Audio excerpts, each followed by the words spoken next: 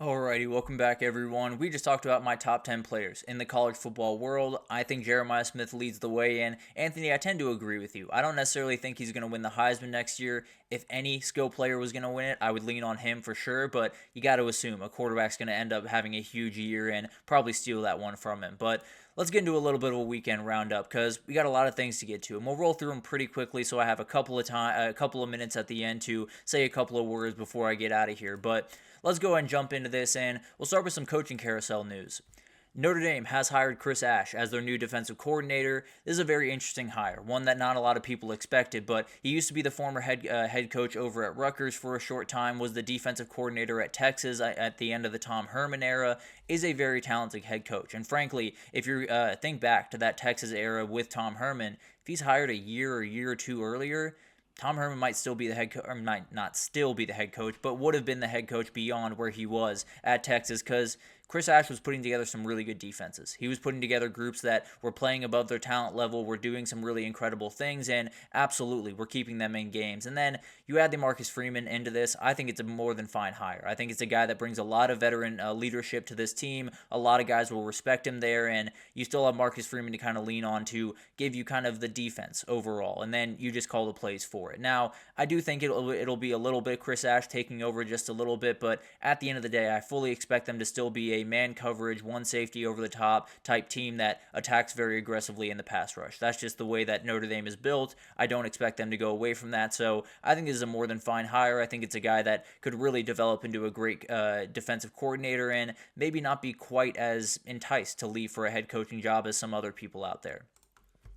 And then some other defensive coordinator searches. Oklahoma seems to have turned their attention to Nate Dreeling, the defensive coordinator right now at Arkansas State, but he was at Utah State for quite some time. Definitely a guy that has done some incredible things and has done an incredible job with some different defenses. It'll be interesting to see if they can pull this off. It's kind of like a Zach Alley hire that they made before. Very talented young head coach that absolutely could be a really big factor in this one. And Anthony, I got to a couple of these before. If you missed him, I apologize. The Jeremiah Smith one, I fully agree with you. I do think the Heisman is not necessarily going to be his. I think a quarterback will pop up. In terms of the underrated guys, I definitely had a couple of ones in the past segment if you want to go check those out. But also for the Ohio State defensive coordinator search, Brian Haynes is going to be the guy you're going to want to watch, the defensive coordinator over at Indiana. Just signed an extension there, so it would cost a pretty penny for Ohio State to do it, but I don't think they're really worried about that, obviously. So if they're able to snag Haynes, it's about as good of a hire as you could possibly make when losing Jim Knowles. Very, very talented young head coach, and definitely a guy that you probably will lose to a head coaching job at some point here pretty soon, but definitely will be very good for you in the meantime, and then you'll be able to figure it all out on the back end. But it'll be interesting to see if this one falls through. Then maybe they do go towards Mark Guerrieri in that room already, the safeties coach. But as of right now, it feels like Brian Haynes is the one that they're doing just about everything they can to make sure that they get him as the defensive coordinator. Then we'll talk about replay changes, and they're actually replaying one of the best plays I've ever seen right about there with Brock Bowers. But at the end of the day, the centralized replay would put two persons involved, two people not affiliated with the conference involved with reviewing plays for all CFP games going forward. Bowl games and conference championship games would be a little bit different.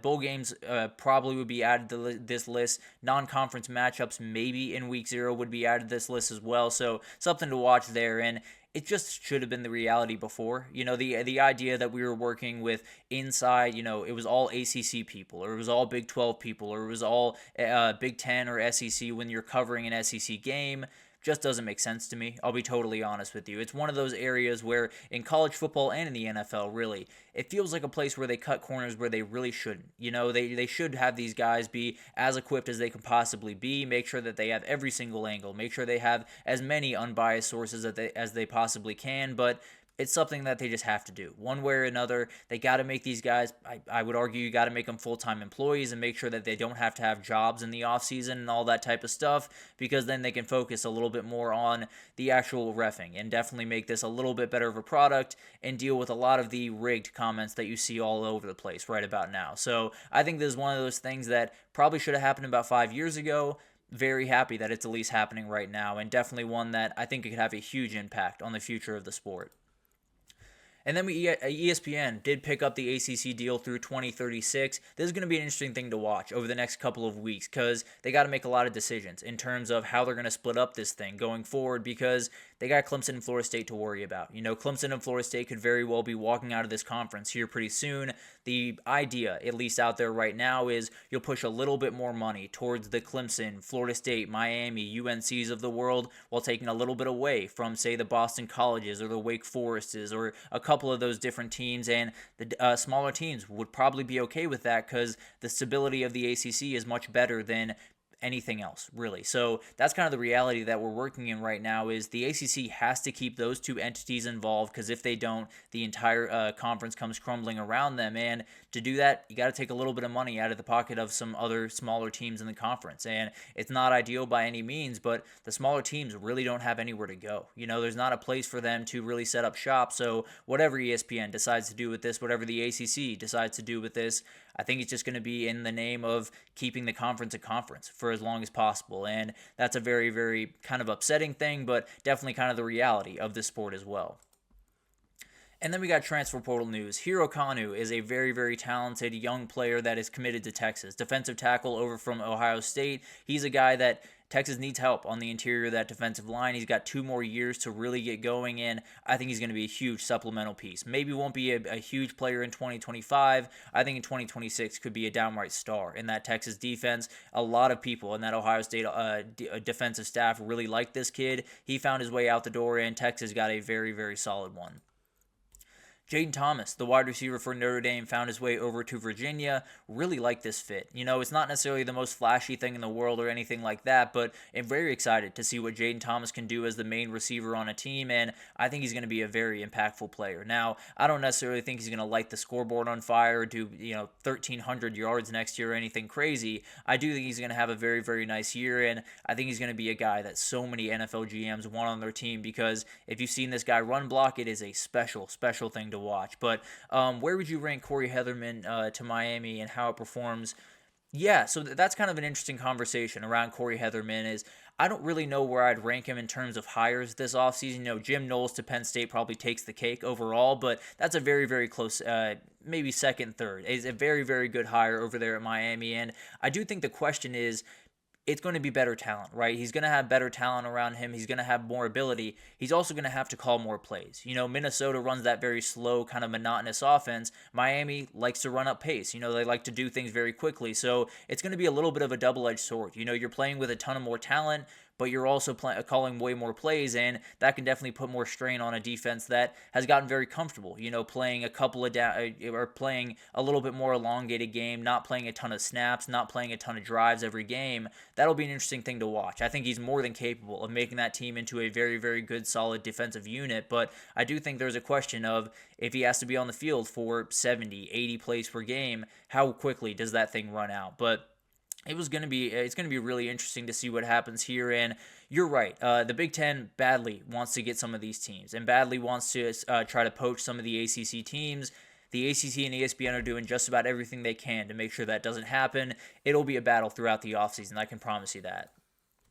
Sam Pendleton, another Notre Dame offensive lineman, has committed to Tennessee. They badly needed help on their Tennessee offensive line, and they very well got it. He will absolutely start for this team, likely at right guard, maybe left guard, but will be a very important player for this team throughout the season, and will be a guy that, if he doesn't come through in a big-time way, then that Tennessee offensive line is still going to leave a little bit to be desired. Notre Dame offensive linemen, Rocco Spindler and Pat Coogan. It sounds like Michigan is the team to watch for really both these guys. Now, Indiana's in the fight for Pat Coogan as well. He'll take a visit to both places, so that'll be an interesting thing to watch, but have to imagine that Rocco Spindler is going to end up in Ann Arbor. I think Pat Coogan could very well follow him there as well. So feels like those are the two teams you're going to want to watch for these guys, and I have to assume the Wolverines are going to win out. Then Jaden Rashada. This is kind of an interesting headline. He is going to wait until the spring portal cycle to really make his decision on where he wants to go. It's been a really weird college career for Jaden Rashada thus far. Was at Arizona State, was at Florida for half a second, was at Georgia, sued Florida. It was a nightmare. It's been all over the place, but hopefully he can find his footing wherever is best for him. Hopefully he can find a place that needs a quarterback and he can thrive. Very, very talented player and absolutely someone that can make a ton of different plays, but it is going to be something to watch as we go throughout this offseason. And yeah, it'll be interesting to see, what Miami does in the portal cycle in the spring, because I think there's a lot of great guys out there. How many of them are in the portal right now, I don't know, but at the end of the day, I do think there are a lot of really talented guys out there. I think you just got to go after DBs and defensive linemen. I think they have tons of guys on that defense that can make plays. I think they need the true difference makers. I think they need a guy across from Ruben Bain that can take a ton of energy away from him. I think they need guys on the back end that feel so much more confident in the back end, especially without Meach Powell being a part of that group. So I think there's some just little things they have to do. And overall, I think Corey Heatherman solves a lot of the problems. I think then you just have to get a couple more upgrades at some very specific positions. They're not that far away, if I'm being totally honest, especially with the young talent on that back end. They could be a very, very dangerous team, and I would love to see Jaden Rashada at one of the FCS powers because he would play some really good football, and that would be a very fun thing to watch. But finally, some final top 10 recruiting. Texas takes the cake as the number one team in the country. We knew that a while ago, but it is officially set in stone now. Georgia did work as well as they obviously do. Ohio State, Alabama, Oregon, they're exactly where they usually are. No doubt about that. Then you do have Auburn. Did an incredible job this class. LSU, Michigan, Texas A&M, and Florida. 4 teams that badly needed this one. Badly needed to be put in a good position going into 2025 and beyond, and they did a great job with these classes. It's going to be awesome to watch that one unfold, especially Auburn, because it's a really good class right now. If they don't hit in 2025, then they might be all out the door because Hugh Freeze might be very well out the door. So that's going to be a really interesting thing to watch overall, and that is the entire stuff I have to talk about, at least in terms of headlines. Just wanted to give a couple of final words. This is my last show over here at GSMC. It's been an incredible time. It's been absolutely awesome. It's been everything that I wanted it to be. Came in about a year ago, and all I wanted to do was talk about college football all day. And I didn't necessarily have the outlet that I very much wanted. You guys gave me that outlet. So cannot thank everyone enough for, if you watched half a second of any of these shows, it means the world to me because this is what I want to do for the rest of my life. Ideally, I would love to be around college football. I'd love to be covering college football and spreading the love that I have for college football. That's my ultimate goal in this world, and you've been able to give me that chance for the last year or so. It's been incredible to go on this journey with you.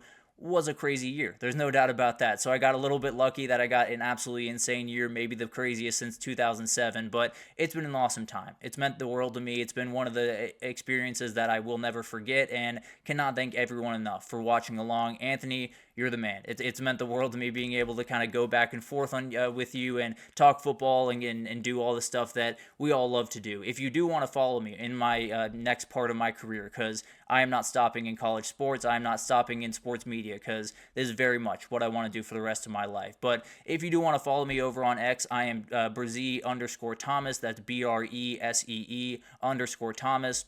More than welcome to follow over there. I'll be tweeting out. I'll be doing some different things over the next couple of months, and then hopefully I'll be finding a new podcast to take over and hopefully continue to build my brand in this world because it's everything that I want to do. There's no doubt about that. You will hopefully see me again around the college football world, around the sports media world, and hopefully you'll come along with me on that journey. And the only thing I ask, if you do want to come along with me, if you do want to follow along, and I would very much appreciate it if you do. If you do that, follow along here as well. Follow along with the GSMC people because there will be someone that will take over for me here pretty shortly. They'll be incredible. I promise you that because I promise you the boss around here, Andrew Tate, will not allow anything else other than a guy that absolutely loves college football. So it's going to be an awesome time over here at GSMC. They're going to continue to build. There's a lot of incredible people around here. So if you're following along with what I'm doing, if you're following along with what I'm doing every day and kind of continuing on with my career, which I very much would love you guys to do, just come on over here as well. The GSMC people do an incredible work, and they're people that have given me a chance that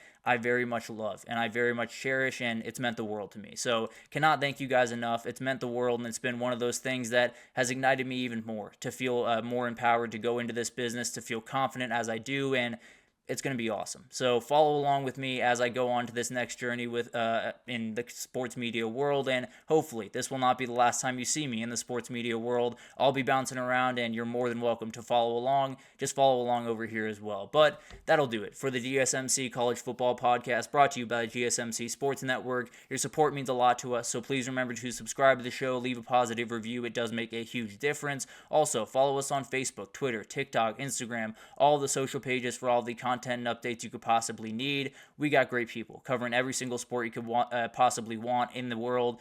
We got it covered over here. So come on over to GSMC and we have you totally covered for the final time. Thank you so much for listening, and I will see you guys around. Follow me on X, follow me on all the socials, and we'll definitely continue this race in the college football world. But thank you once again for listening, and I will see you guys around.